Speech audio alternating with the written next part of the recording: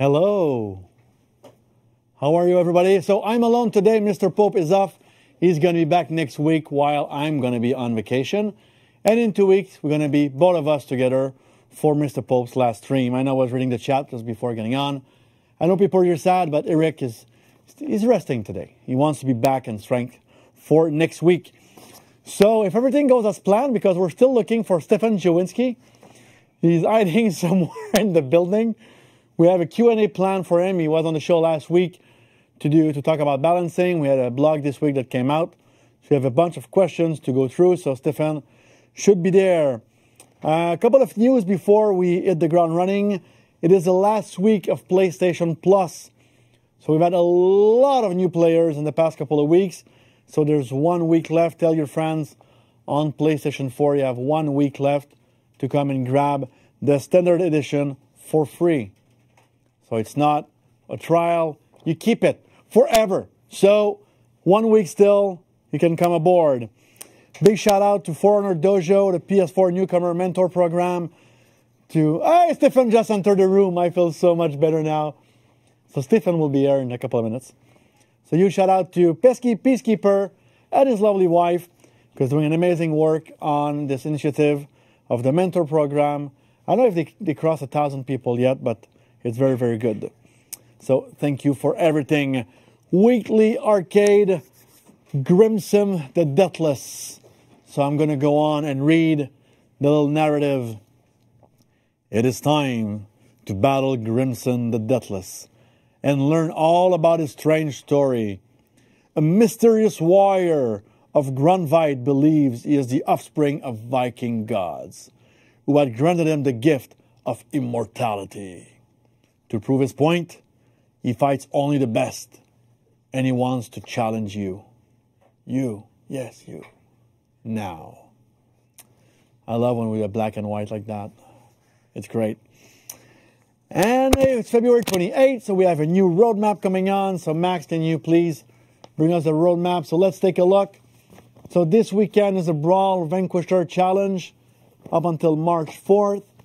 On the 2nd of March, it's Year 3, Season 1, Campaign 3. Hey, you're following me? So Year 3, Season 1, Campaign 3 of the Faction War starting. Next week, Vortigern's Task. Then Rank Vortiger Challenge. And as you can see, starting on March 14 until March 28th, is the seasonal event, something very cool planned for those 2 weeks. So we're going to reveal everything on March 14. And on March 29th, Year 3, Season 1, Campaign 5 of the Faction War. So I hope everybody's following me because I am being lost myself. So Year 3, Season 1, Campaign 5. It's like magic. So this is happening. This is the roadmap for the following month. A lot of things planned in the game, but keep an eye out for March 14 because that's when the event is going to be fully detailed and it's going to be a lot of fun. So event order for this week, I just talked about in the roadmap. The Brawl Vanquisher Challenge. The rewards, first place, it's to be the faction with the most Brawl matches win. So you need to participate, obviously, to get the reward. First place is getting 2,500 steel. Second place, 1,500. And the third place, 1,000 steel. It starts on March 1st, year 19. So somebody just forgot 2,000 years of our existence. So Pope is on vacation, but he still found a maneuver to screw with me in the run of show. Thank you, Eric. I love that. It starts at 1 p.m. today, Montreal time. And it ends on March 4th, 2019. So we just jumped 2,000 years in the future at 3 p.m. Tournament, some tournaments to talk about. Lord Dam, the famous Lord Dam. On PC, 4v4 Faction War Domination. It's the first 4v4 tournament directly linked to Faction Domination. So teams participating will need to play a specific faction for each match. It's in 2 days, Saturday, March 2nd at 11 a.m. EST, 6 p.m. EET. Seriously, guys, we need to align on time difference. Because we still, like, sometimes it's UTC and EET. What does EET mean? Anyone know? Eastern European. Eastern European time? EET. So I guess Moscow is EET. And then the Arena.tv, formerly For Honor Arena, they changed the name, aka like the Prince, and the artist formerly known as the Prince. PS4 2v2 tournament series this Saturday at 1 p.m. EST. This time only one time to align. So if I'm looking at everything else, so it means 6 p.m. UTC, +7, 8 p.m. EECET, and anyway, fuck. Are you all lost? Yeah, you love that? Google it. You'll see it's very easy to find your way around time difference. And I think in a week from now, we're changing time in North America, so it's going to screw everybody over because now Europe is not changing at the same time as us. And that really, that's a good way to really mess up all of our Outlook calendars. Really fun. And also PC tournament on Sunday, March 3rd at 1 p.m. EST. In both cases, the tournament, the first place gets $250 USD plus donations. So content of the week. It's a new free roam emote. The Penguin Walk. Let's take a look, Max.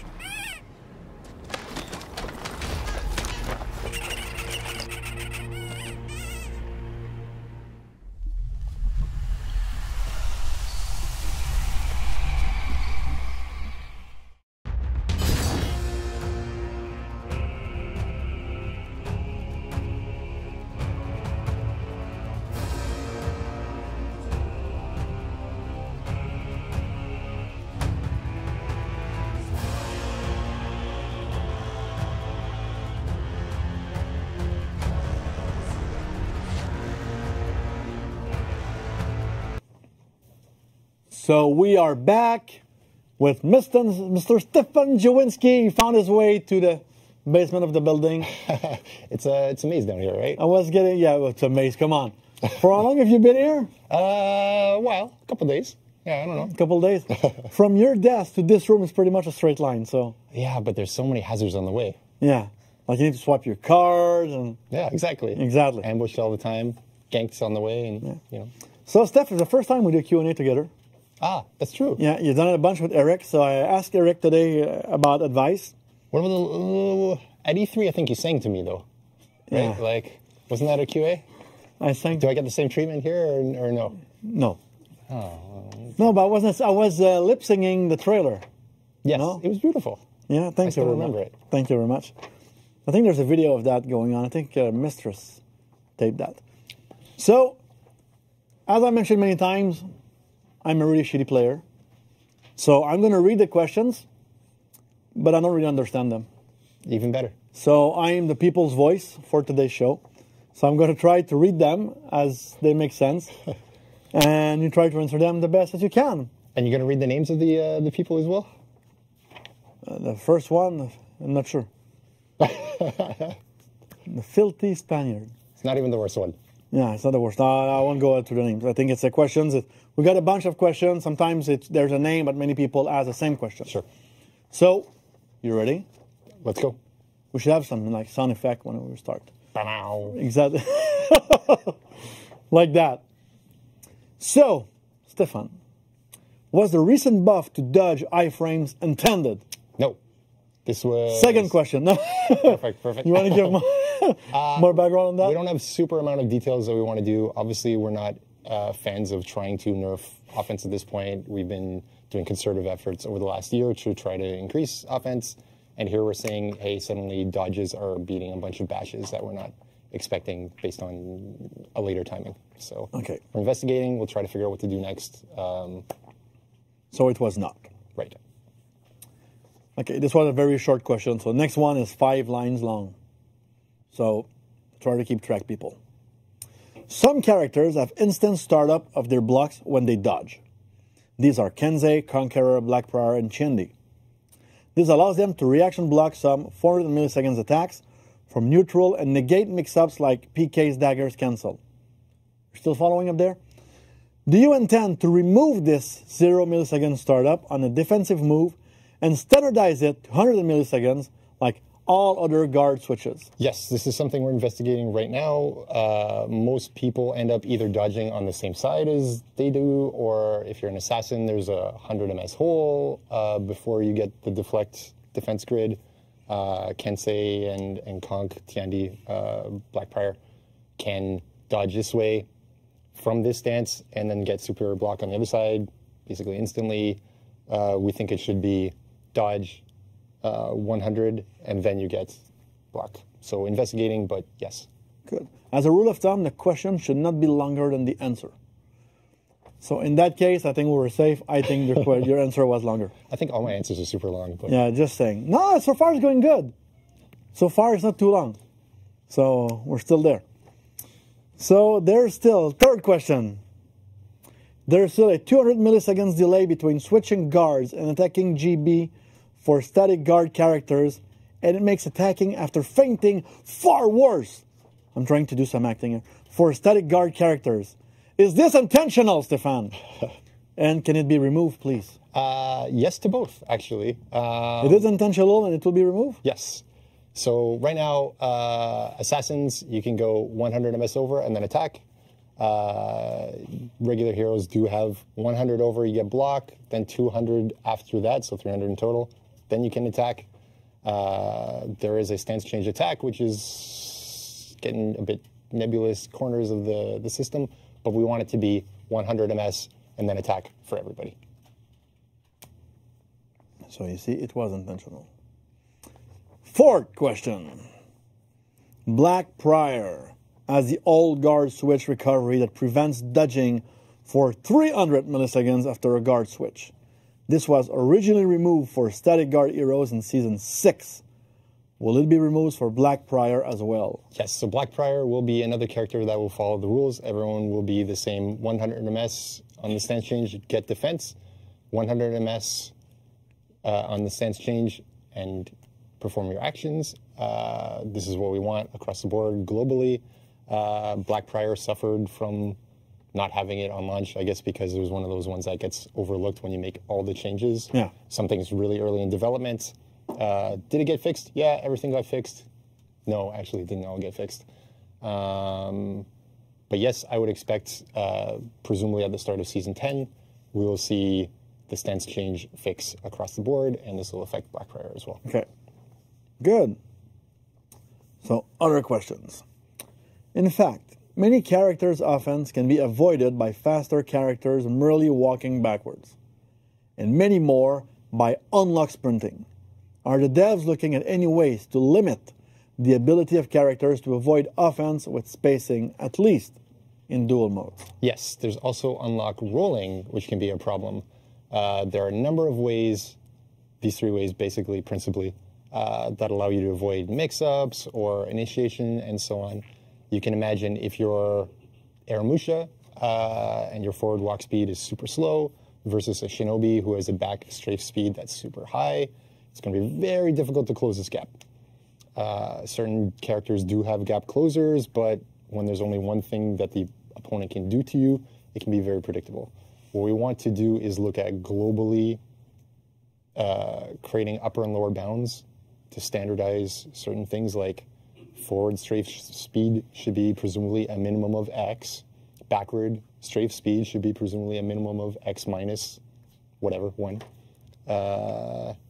Unlock. There's a lot of shuffle dancing right now we see people playing where, yeah, there's an opponent in front of me, so I unlock, relock, while holding backwards, and I can space out the opponent faster than they can space forward. That's not good. Obviously, it looks pretty crap, and it drastically reduces the amount of attacks that can work. Unlock roll is another big one. The worst case scenario being that if I hit you and you unlock and roll, you don't pay a stance change to neutral penalty, you don't go through a dodge, you just go directly to roll, which has very short guard break immunity, which means basically unless you have a massive gap closer like Warden, how are you going to stop the opponent from rolling away? And this means Shigoki mix-up has big problems. Okay. It means a lot of characters have big problems. To make a long story short, we want, when you're in duel, scenarios or 1v1 scenarios to be much more in a scenario where moving away has a certain amount of risk, and there's some kind of option for the opponent to deal with it. Okay. Does it All this way to have better duel and not too defensive. Exactly. At the same time, we don't want to I got that. Perfect. We don't want to hit it with a meteor because you're still in 4v4 modes where you have 1v2s, 2v1s, 2v2s, 4v4s, whatever. And we don't want to make it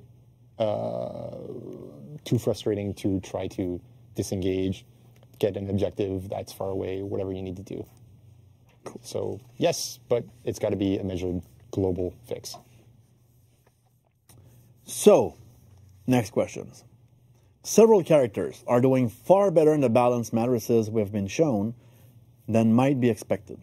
Aramusha is one of these, and you love Aramusha, as is JJ. To what extent is this partly down to raw damage numbers? JJ and Hara, I love like when they talk about a character with like nicknames. JJ and Hara. Zerk. Conk. Exactly. Both have very highly damaging attacks, even if they are not considered particularly potent at the top end of play. Okay, so the question being, like, do we think that Aramusha and Zhang are strong because they're straight up doing big damage on their hits?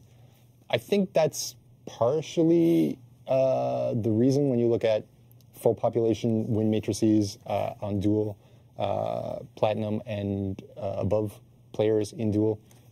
Zhang up there, Aramusha's reasonably up there. So you can see those kind of things bubble to the top. Kensei in full population as well, who's doing 20 damage lights, mostly, let's say. And on the 4v4 side, when you look at full population or top 4%, you are seeing things like Zhang, things like Aramusha, and the strong damaging attacks. At the same time, across both these sets of matrices, you're also seeing the dodge characters, so like what is a fast dodge attack, Orochi, Valkyrie, Kensei on the full population duel front. So kind of my supposition as to what's happening is if you have big damage, you're going to be doing well at full population. If you have a dodge attack that is considered strong, you're going to be doing well at full population. And if you have a reasonable number of 500 MS lights, you're going to be doing okay. And Zhang Jun's got all of the above. Aramusha has some of the above. Kensei, Orochi, Valkyrie have some of the above. And I think that's really the explanation as to why they bubble to the top at full population. It's the same early on in the first year. We would see Kensei actually at the top of win rates when you look at certain skill levels, usually at mid or lower. And you might recall old Kensei didn't have dodge attacks that continued on block, didn't have all the mix-ups that you see today, had the unblockable top-heavy finisher that was canceled at a really weird timing, and was quite weak early on in high-level play. But 20 damage lights more or less across the board, reasonably quick attacks when you consider the environment of the time, year one, and dodge attacks. He dodges left, but attacks right. That's really confusing for trying to learn the game. So very much I see, at least in my mind, the guess is that at full population, that kind of entry difficulty is why we're seeing stuff like the Zhang, Aramusha, even now Kensei, Valkyrie and Orochi in full population duel there. I hope that answered the question. I kind of forgot what it was at some point. If they will ask it again, or she. So, next question. Would it not be better to nerf crowd control moves like Stampede Charge and Sickle Rain and compensating the hero with a different buff instead of just waiting until the hero gets reward? So, good answer, Stefan. What part do I want to go with? at a time. So, okay, so generally what's happening with crowd control moves, right? Like, we have seen in year 1, season 3 and 4, Highlander ended up with caber toss that can be interrupted at any time on hit. Shaman in season 4 released with Predator's Mercy that can be interrupted anytime on hit. And we've seen slowly over time stuff like Shigoki Hug is now interruptible on hit during the hug portion. We're talking about stuff like Stampede Charge, other moves on other characters that are kind of going to get the same treatment. At least that's what we want to do. The benefit that we see there is, yes, you can't murder someone who a Highlander is caber tossing. You have to wait until the end so that ideally Highlander gets their full damage, you get your damage, and there's a bit of timing involved, which means that the opponent could stop it. It also means there's some kind of upper limit to how much damage the victim can suffer based on how many attacks can you throw at the time that is the best time to throw it. Whereas something like Lawbringer Flip, long arm, is hit, just go crazy and murder the victim during the animation. So obviously that feels bad if you're the one person who's being victimized, and we're kind of going in this direction. So that's what we want. Ideally, less crowd control, ganking, obscene power. At the same time, why do we decide to do it as we go through the heroes? Is because I think you may remember in season 7-ish, year 2, season 7 as it was, we did make some nerfs to Shigoki, which were global fixes. He was one of the characters that wasn't doing something generally. And everybody got up in arms because we're nerfing Shigoki unfairly, even though it was a low-tier character. And yeah, the intention is not to nerf low-tier characters for no reason. It's to standardize certain things. So the blowback from there was kind of negative. So we're a little more like, let's give them the benefit that they want or that they need at the same time that we nerf some part of their kit. Makes sense. And at the same time, we don't want to do little benefit for the character now to take away something else that we don't want that little thing to be something we want to keep.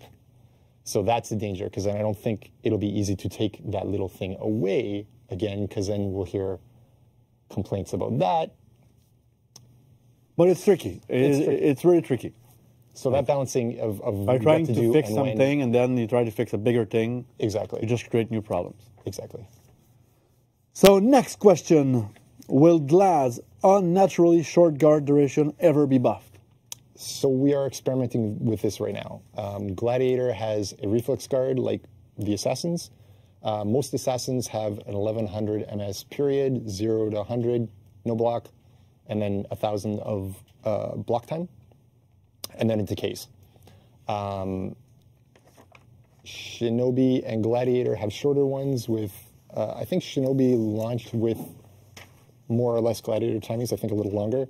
I want to say 600, and then got extended. I don't see any reason why they can't all be the full timing as any reflex guard, especially considering when you look at Gladiator in 4v4 right now is underperforming. And I think a big part of that is in how difficult it is to defend with a super short reflex guard against 2 or 3 external attacks. So next one. It's great to hear that you're nerfing revenge gain in 1v1s, but obviously, like there's a compliment, then there's a question. Wouldn't it be better to just cap revenge gain to 80% in 1v1s and have that cap be removed when another enemy attacks? Because no revenge gain in 1v1s would suck when you duel someone on you. Both are at near death, but then his ally comes and finishes you off quickly. So what are we talking about for revenge? Revenge gain right now, you gain it in 1v1s on live.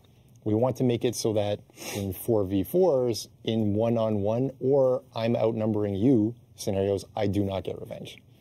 And the reason for that, especially if I'm outnumbering you, seems obvious, I think, If it's one-on-one, we feel that it should be about your fight and feet kits that determine who is the outcome or the victor in this.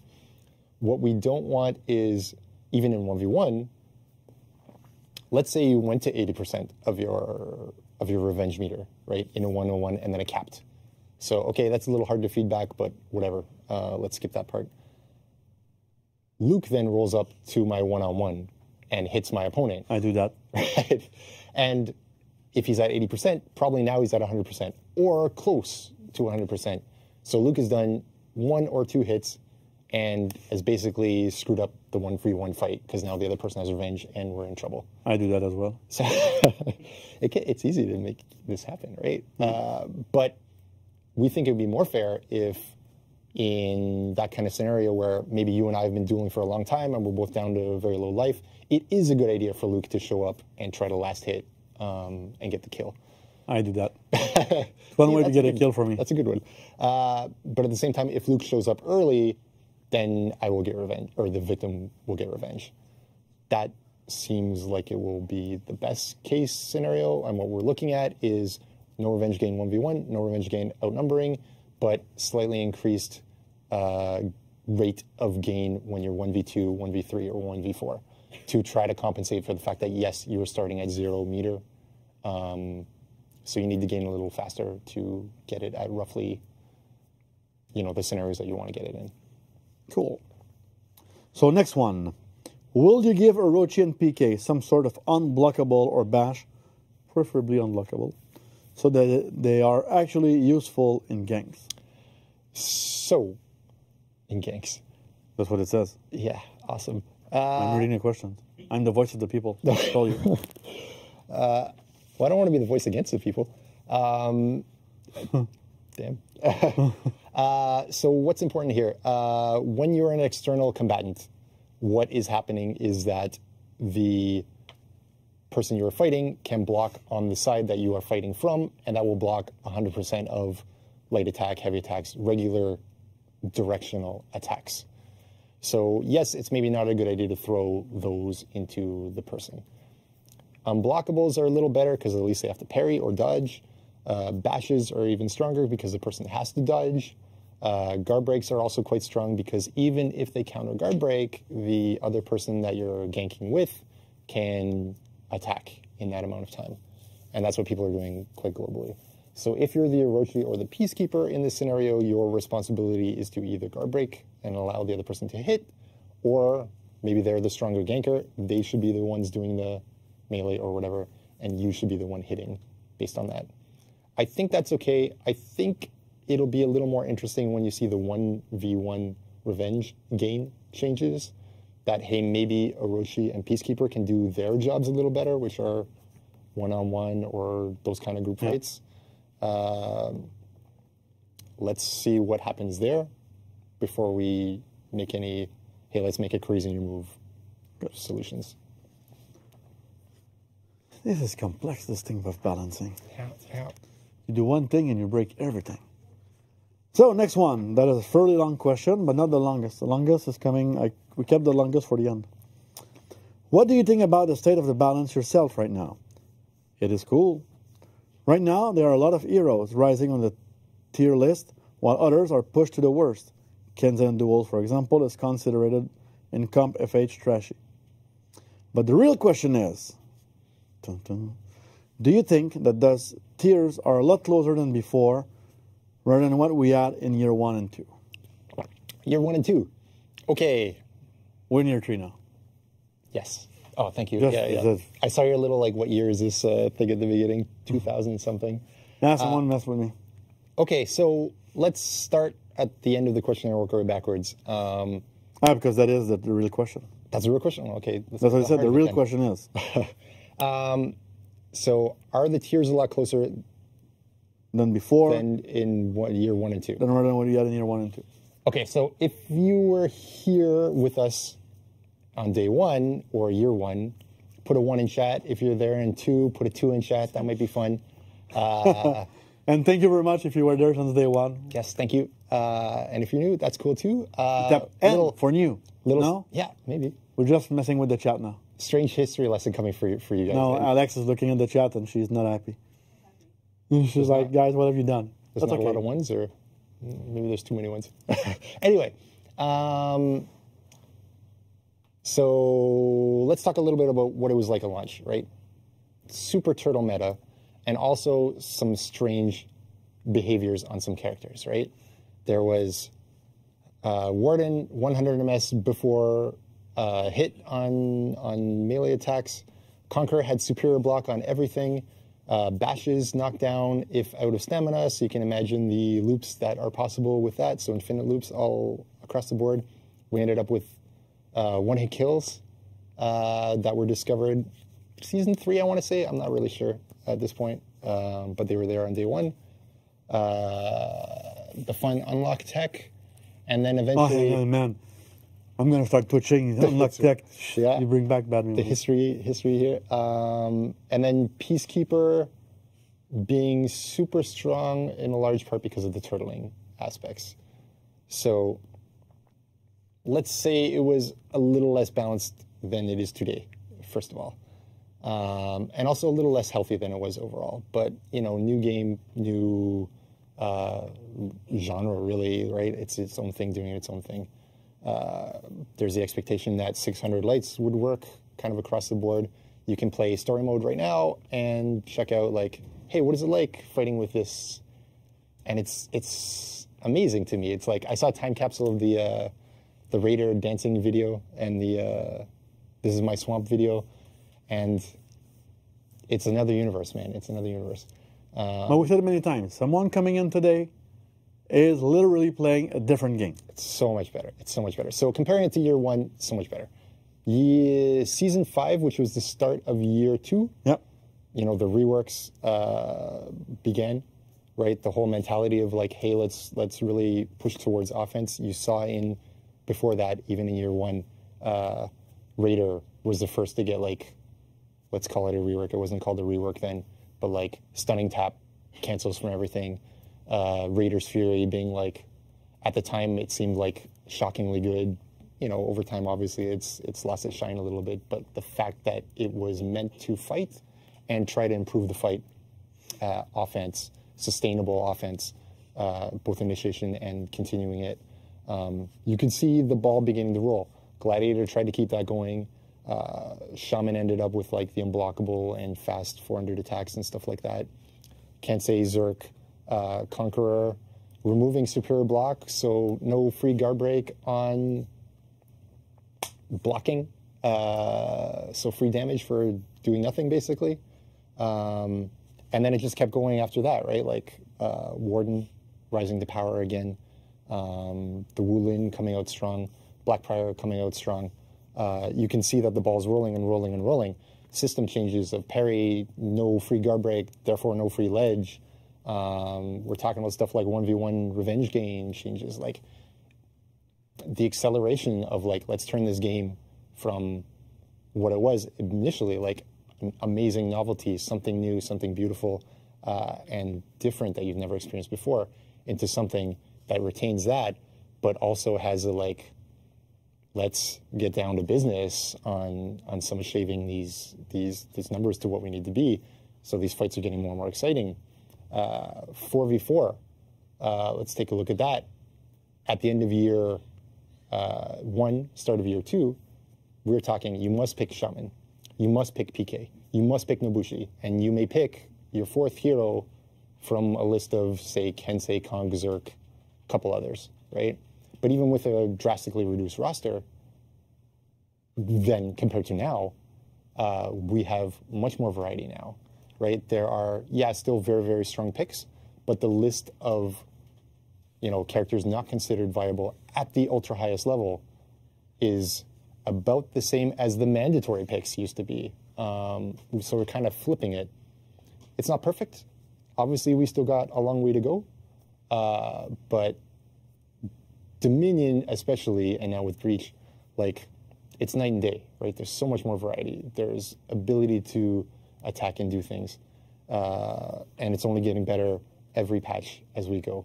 And on the dual side, the staring games are slowly moving in the right direction. It's a long, long road to get there, but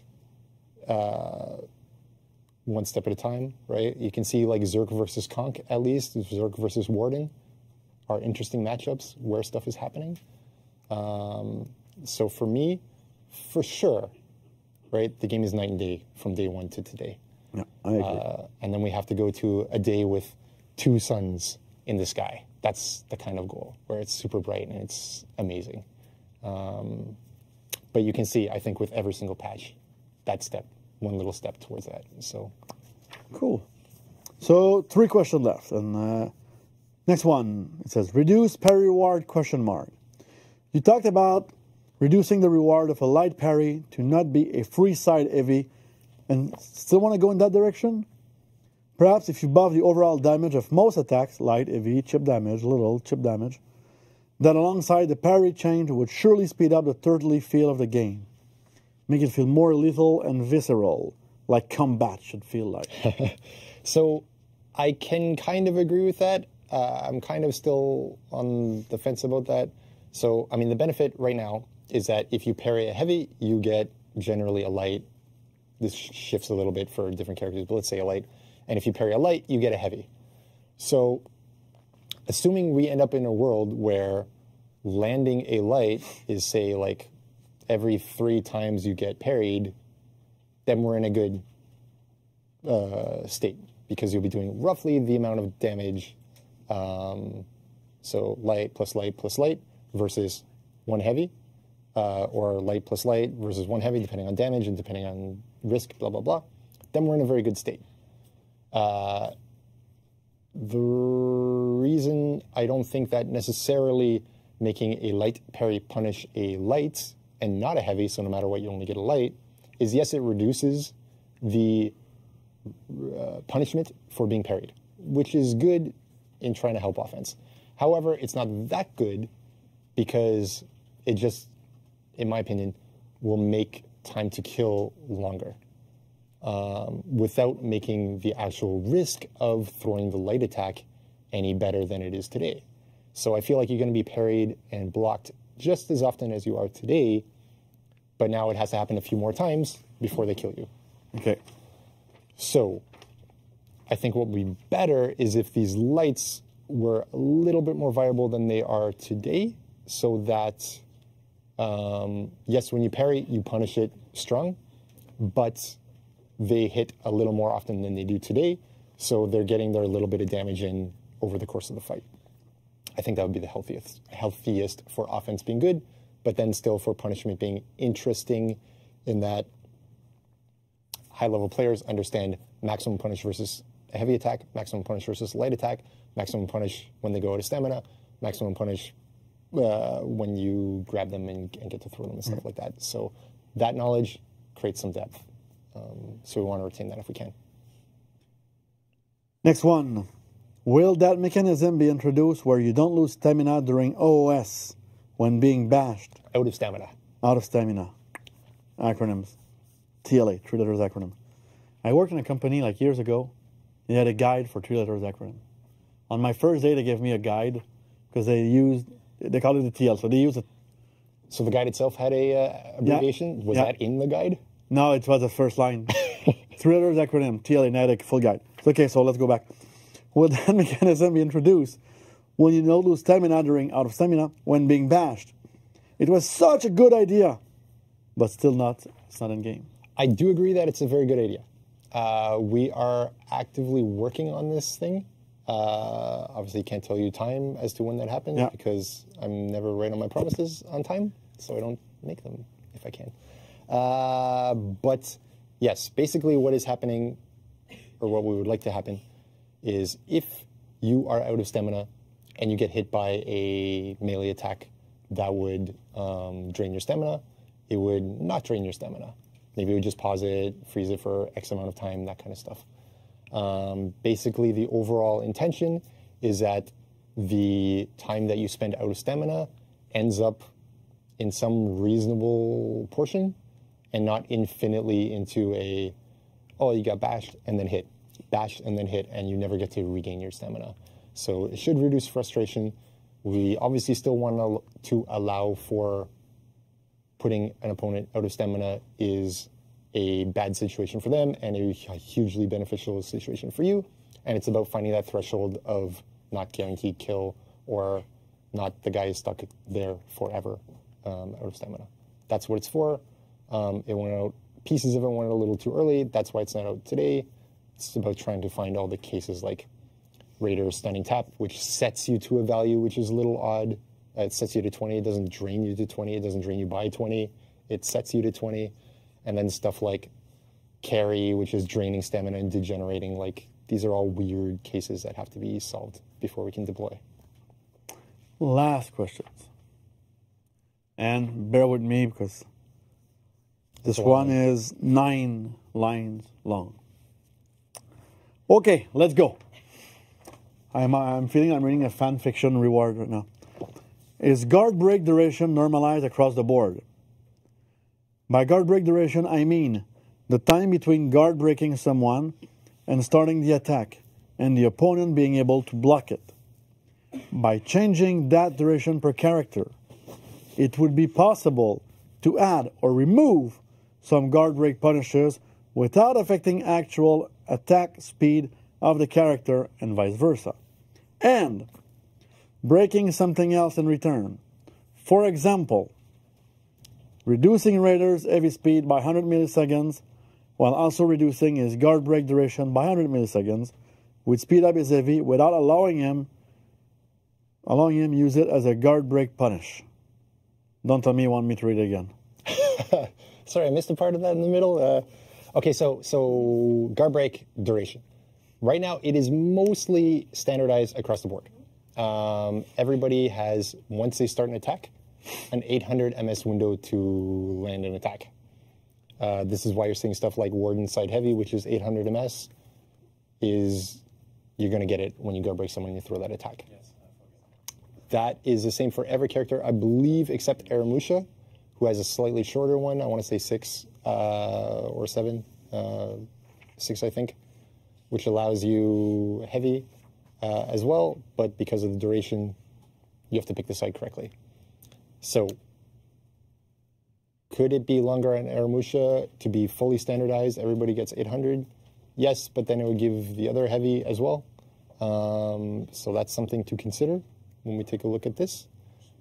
At the same time, if we're talking about lengthening it for certain heroes to get bigger punishes, maybe that should be the question, is like, why, if I'm Highlander, do I want to get more than either my zone first hit that I have to cancel or my light to give me more damage, or Raider without a wall or whatever? That's a question that I think is more interesting on a per character basis. Because it, again, is interesting to try to find that depth of what do I get on guard break, what do I get on wall splat, what do I get on out of stamina throw. And that difference allows us to vary the characters a little bit better than I think. I don't think standardizing or unstandardizing the guard break would really get us much, except in like crazy cases of Aramusha where all the heavies are super fast. I think that answers the question. Good. So, Spaniard, because he told me I can just call him Spaniard because I'm not comfortable with the first part. You want to thank you very much for giving such comprehensive answers to his questions. You want to take that one? Can I say no? You can. I mean, we can try. Okay. So, we took one live. So, how the fight teams feel about Valkyrie in terms of damage and recoveries post-rework? Valkyrie. Okay, so the question, I think, opens up a bigger question. Oh, shit. For me. Sorry. You don't have to read it, though. Valkyrie today, as we saw in the state of balance images, is another one of those kind of like inconsistent between full population Platinum Plus and the competitive tournament level tier list composed by top players. So what does that mean? How is that interesting? It's kind of in the Zhang Zheng situation where top players are saying, hey, actually it's beatable because you just avoid most of it. whereas full population is mostly taking those risks that these guys are not. And I think that speaks to the difference between like, hey, you can roll away from everything, hey, you can unlock, shuffle walk away from a lot of things. This, I think, represents mostly the difference.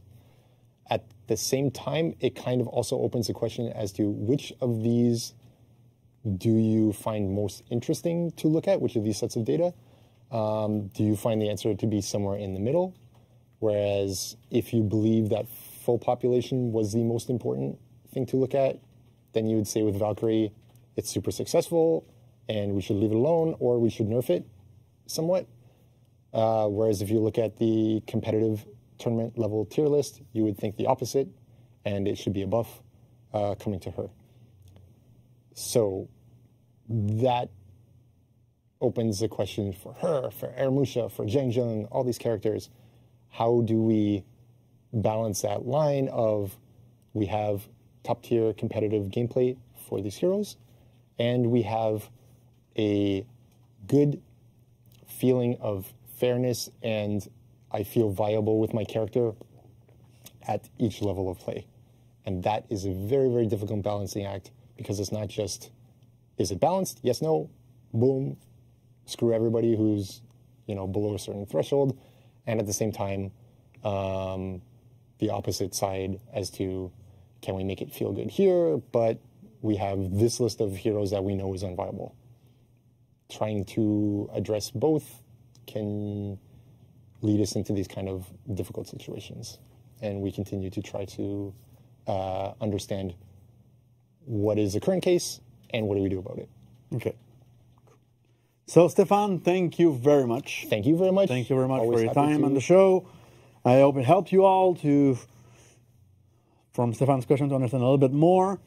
So, thanks again. So now we're going to mix things up. We're going to go next to the community corner. We're going to end the show with a Dev Talks, the first in a very long time. So thanks again, and let's go back to the community corner.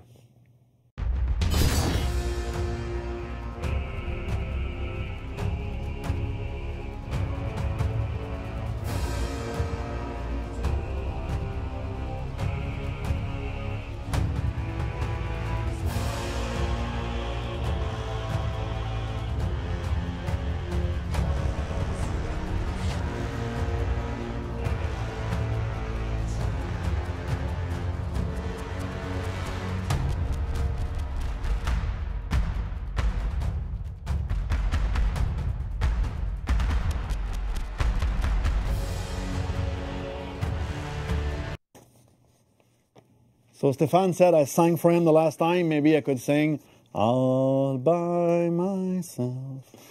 So here we are for the community corner. So we have a couple for this week before going into the Dev Talks. First one from Zulu King. I love the name, Duel of the Fats. So I cannot be in that duel anymore. So Duel of the Fats by Zulu King.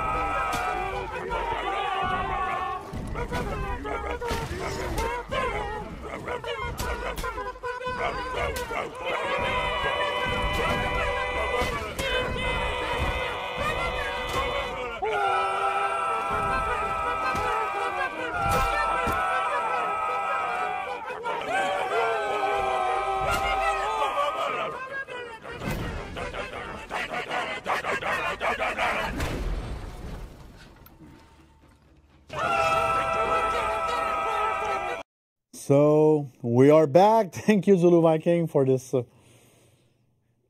video. At one point, it was like, okay. So next one, Long Dong of the Law, the mystery of the disappearing gong.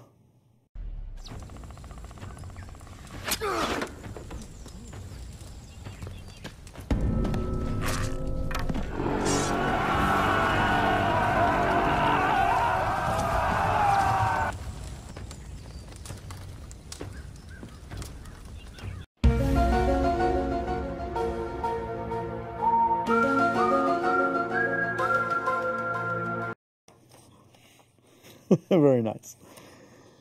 So, third video of the week, I Nibiru, a new tier of openers.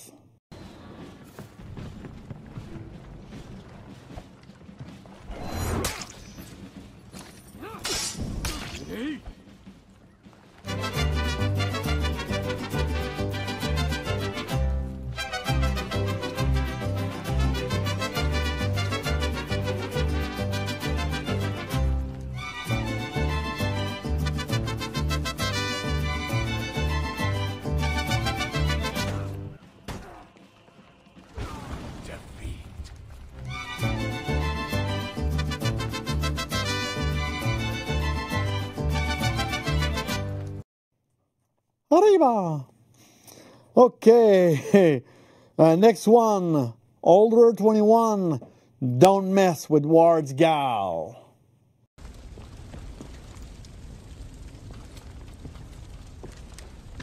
Lamau, get body!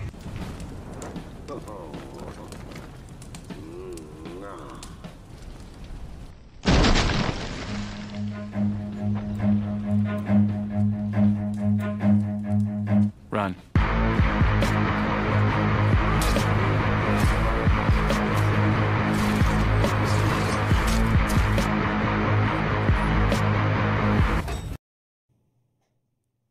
Very nice.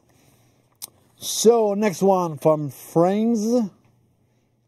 There were no signs. I'm from a generation where we use our real name, so I'm always struggling with made-up name. So Frames. There were no signs. It came out without warning. There were no signs. It came without warning.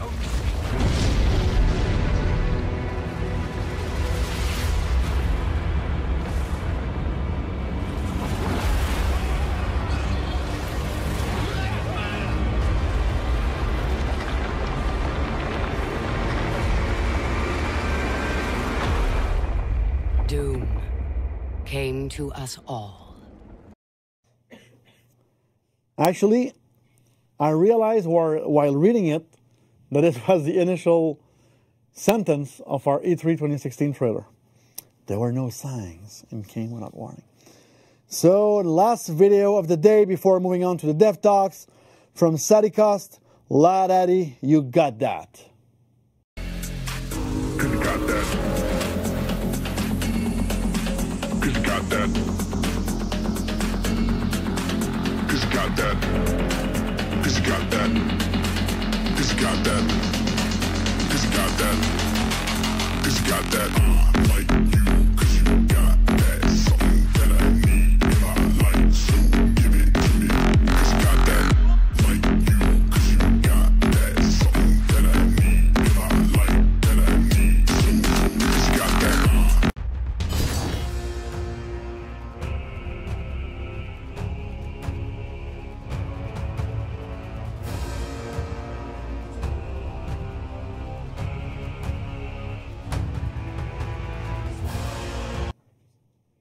So we are last segment of the show for today.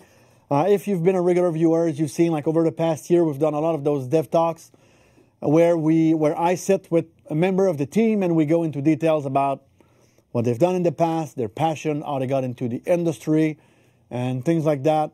We think it's a fun way to meet some of the people working in the shadow on For Honor. And this week we are meeting Jessica Sauvageau. She's a very talented cosplayer on the team. She does a lot of cosplay and she's a dev tester on For Honor. So this will be our last segment of the show. So I'm taking this opportunity to thank you all for being with us today. Stay on to watch what Jess has to say. Next week, Mr. Pope will be back in the driver's seat while I will enjoy the sun of the Caribbean. Have a good week, everyone. Bye-bye.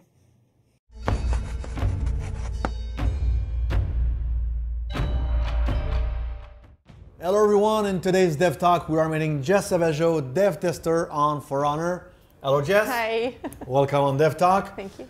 Jess, also known as the Raider, as Wrench in Watch Dogs 2, as Mary Reed from Black Flag, Prompto from Final Fantasy 15, or Kefka from Final Fantasy 6, because she's doing a lot of cosplay, right? Yes, a lot since 2007. So it's a big passion of yours. It is. So do you go in convention? Always. Always? Oh, I love that. I used to work with a guy when I was doing Avatar. His name is Philip. Okay. And he's hiding behind the camera. This guy over there. Yeah, and Philip, he's the one who introduced me to more the cosplay, and we went to, I think, Comic-Con together. Yeah, he was at Comic-Con with me in San Diego in 2009, and I know he was doing a Stormtrooper costume and everything. And even today, 10 years later, when I talked to my wife about Philip, she said, the guy who did costumes. Yes, that guy. So, dev tester. Yes. Can you tell us what does a dev tester do? Contrary to popular belief, we do not play all day. We get all that. No, it's because I have a lot of people going like, oh, you play games all day. This is so cool. No. Depending on what cell you're working on, it can be very either very complicated or very simple. If I showed you my screen, like some people would be like, what the hell is that? So yeah, it's a lot like working in collaboration with the rest of the team, making sure everything works as it's supposed to be. Can you describe like you said, you're screening what's on your screen? Like, what does it mean if you're not playing all day? So if you want to break that pattern, that stereotype that people has, so what does it mean? Well, for me, for example, I'm a level design dev tester. Okay. So what I do all day is go into the engine and just go around the world and make sure everything is placed properly, everything is working as it should. The engine is very easy to actually comprehend this kind of thing once you got the whole setup properly. Okay. So yeah, it's mostly making sure that you cannot get out of bound, that everything is where it should be. Lighting is correct, and it's basically knowing a bit of everything about that cell that we are working on. So it's not specific. You have to know a bit of everything. Okay, interesting. So like I'm learning some stuff. It's complicated. I do learn some stuff. So I'm going to ask you that question right away because I already know the answer. And when I introduced you, I said you're also a Raider. Yes. So you're a Viking, right? Viking for life. Yes. Because you did a cosplay of the Raider. Yeah. Which is amazing. So it was one of my and it's dirty hard being a Viking. It is actually. I wanted to get a tattoo of it. I don't have the money yet, but I wanted to get that thing on my back here. Oh, yeah. So yeah, still in my plans, but cool. I like that. And for how long have you been on For Honor?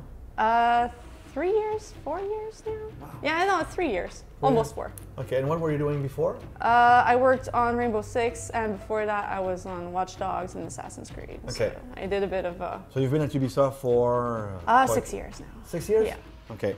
And before Ubisoft, were you at school? Did you do something else completely? No, actually, I went to school to learn level design and stuff. Okay. And then I was like, okay, I need a job. So I went to apply everywhere. Nobody wanted me. So at one point I was like, oh, you know what? There's a small testing company in my area. I'll go. It was Bug Tracker at the time. I think now it's Global Step. They took me in. I was like, okay, fine. So I moved on to THQ, and then THQ closed, and I'm here. You came aboard when? No, I came like a month before. A month before THQ Montreal was bought out by exactly. UB Montreal. Yeah, I was like, oh my gosh, I should have stayed a month longer. I would have been that's like 6 years. Yeah, that is that 6 years ago. Nice About transition. 6, 7 years ago. Yeah, it's a little while ago. Yeah, interesting. So you worked on many projects at UB Montreal, like you mentioned. So, but how did you hear about For Honor first? Like, when did you meet that project? That was back when I finished Assassin's Creed. I was interviewed like on the inside of the company to either be here or be on Rainbow Six. And then a year later, I got JY from QC, who was like, you know, we're gonna take you, we're gonna see what you can do. And yeah. And JY is the one that we met before in Dev Talk with the knife, tattoo, and the gamepad. So he's a cook. Very good guy, very good guy. And he's a good cook. Yeah, I know he does his summer thing every his time. Barbecue. His barbecue. And he's a cook, so yep. You better be good. But have you played a lot of fighting game before? Is that why you wanted to come on For Honor? No, actually. The reason why I wanted to come on For Honor is mostly the aesthetic of it. Because Okay. I love Vikings, as I told you. And I kind of like knight stuff and, you know, like old historic stuff. That's why I was more into Assassin's Creed and this, because it's like, I like the history, I like anything that has life. And yeah, it's mostly the aesthetic that brought me here. And what kind of game do you play? I'm more of an RPG player. Okay. Yeah. And which one's your favorite? Oh God, that's hard. I would say one of your favorite. That's probably nostalgia goggle talking, but I would say Chrono Cross. Okay. Chrono Cross was like dear to my heart. So I'd like to go back to cosplay a little bit, if you don't mind, because I know it's a big passion of yours. So when you, for me, I find that passionate that to see people doing cosplay, and I don't like Halloween. The simple reason is because my birthday is 2 days after, and like my entire childhood was ruined because of Halloween. So, but like, what's your process? Like, how do you decide on a character you will do, and like walk us through a little bit of what you do? It's very hard, like, to pick a character from a certain universe, because when you pick something, you have to keep in mind that this is what you're going to be working on for like a few months. Sometimes it's like less, but depending on what cosplay you are looking for. For example, the Raider, I think I worked on it 3 months, like at work. On lunchtime, I was just like painting my axe and everything. I usually go for like how much I like the character, how does it look, does it suit my personality a bit, like I like the badass person, you know, I'm like, yeah. I mean, sometimes I have this little, you know, more girly girl, but it's usually way back. Like I usually go for the badass character first. Okay. And what's your next? My next is, oh God, it's so far away. I think I will be working on Pain from Final Fantasy X-2 for Otakuthon next summer with Maddie. I don't know if they know about her. They don't know Maddie. Maddie works with. She's on the For Honor team. She's on my team. So yeah, we'll be doing a little group with her, and it's gonna be nice. Any final word to the community who are watching us right now? I love you guys. Keep on doing what you're doing. I'm not much of a fighter myself, so I'm not really good at the game. So you probably won't see me on the battlefield because I play against bots. But whatever you are doing, fan arts, cosplays, do it all. It's so cool to see everything coming, and that's it. Thank you very much, Jess. Thank you. Thank you very much, everyone, and see you soon for another Dev Talk.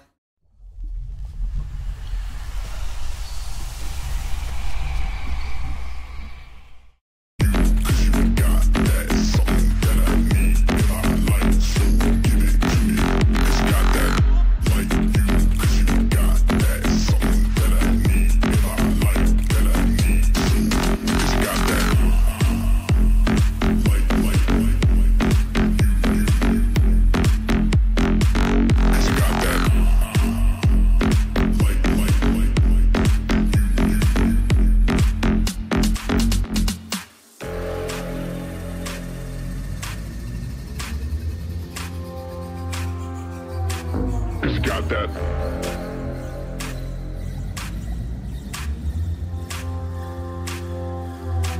Cause you got that.